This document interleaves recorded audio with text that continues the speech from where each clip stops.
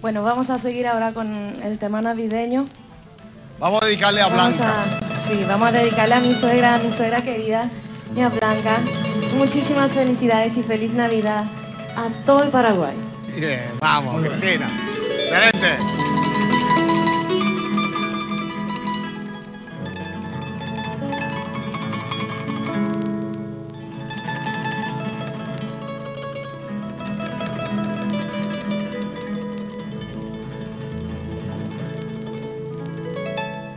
Noche de paz, noche de amor, todo duerme alrededor, entre los astros que brindan su luz, anunciando al niño Jesús. Brilla la estrella de paz, brilla la estrella de paz. No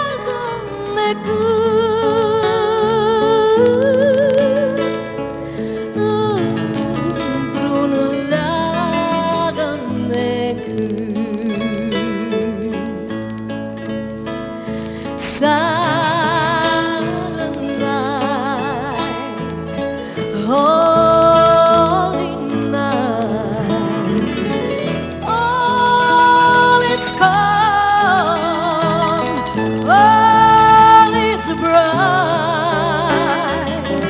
round young virgin, mother and child.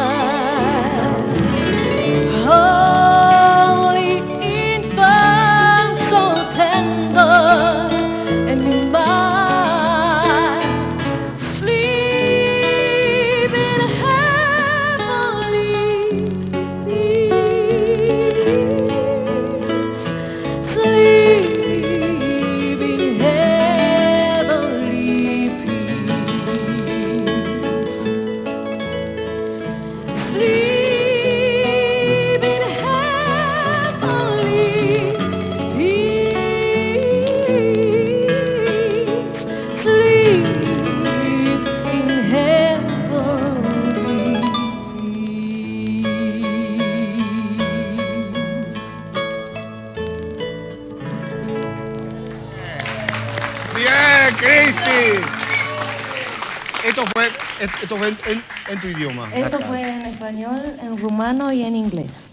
Ustedes saben, señores, que en Rumania, bueno, yo le llamo gringos a los que no son paraguayos, no importa sean argentinos, brasileños.